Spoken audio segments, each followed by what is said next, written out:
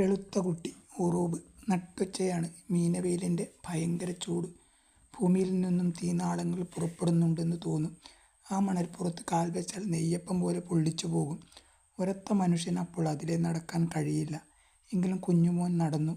കുട്ടികളുടെ അടുത്തെത്തുമ്പോൾ വെയിൽ ഒന്ന് തണുക്കുമല്ലോ. പക്ഷെ എത്ര നേരം വെയിലിന് തണുത്തു നിൽക്കാൻ തോന്നും. കുഞ്ഞുമോൻ ഒരു പോംവഴി കണ്ടുപിടിച്ചു. പാടത്തിന് നടുവിലൂടെ വളഞ്ഞു തിരിഞ്ഞു പോകുന്ന തോടുണ്ട്. അങ്ങോട്ട് നോക്കി. വർഷകാലത്ത് ചെമ്പിച്ച കാളക്കുട്ടന്മാർ കൂട്ടം കൂട്ടമായി ആ ചാലിലൂടെ കുതിച്ചു പായും. അവയുടെ പുറത്ത് നുരക്കട്ടകളെപ്പോലെ വെള്ളിപ്പാണ്ടുകളുമുണ്ടാകും. ഏതോ കിഴക്കൻ മലങ്കാടുകളിൽ നിന്നാണ് അവ ഇളകി ഓടി വരുന്നത്.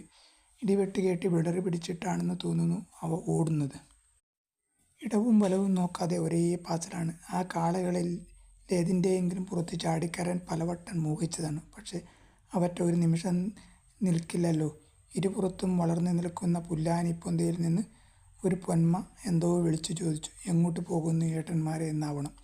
അത് കേൾക്കുമ്പോൾ കളകളായെന്ന് കാളക്കുട്ടന്മാർ ശബ്ദകോലാഹലമുണ്ടാക്കും. എന്നിട്ട് ഓട്ടം തന്നെ. ഇപ്പോൾ ചാലിൽ ഒരൊറ്റ കാളക്കുട്ടിയില്ല. 2 മാസം മുൻപ് പോലും ഒരു കാളക്കുട്ടിയെ കുഞ്ഞുമോൻ കാണുകയുണ്ടായി. മണ്ണാത്തിപ്പാറയുടെ അടിയിലൂടെ അഗാധ കുഴിയിൽ കിടന്ന് പരുങ്ങുകയായിരുന്നത്. ഒന്ന് നല്ലവണ്ണം നോക്കാൻ സാധിച്ചില്ല. അപ്പോഴേക്ക് അമ്മ ശാസിച്ചു. നേരം സന്ധ്യ മയങ്ങി. ഇങ്ങോട്ട് പോരെ ചെക്കാ എന്ന്.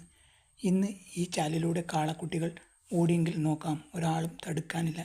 ഇങ്ങനെ ആലോചിച്ചു കൊണ്ടാണ് തോട്ടുവക്കിലൂടെ കടന്നത്. കഷ്ടം തോന്നും. ഒരു പുത്തൻ പുതുമ്പ് മലർത്തി വെച്ചതുപോലെയുണ്ട് തോട് കിടക്കുന്നു.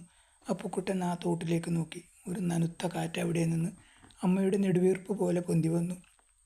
ഒരു സുഖം. മുഴുവൻ കരിഞ്ഞിട്ടില്ലാത്ത തോട്ടുവക്കത്തെ പുൽപ്പറപ്പിലൂടെ നടന്നു പോവുകയും ചെയ്യാം. അല്പം വളഞ്ഞാലും തരക്കേടില്ല. നേരം വൈകിയാൽ യജമാനൻ അട്ടഹസിക്കുമെന്ന് അവൻ ഓർത്തു.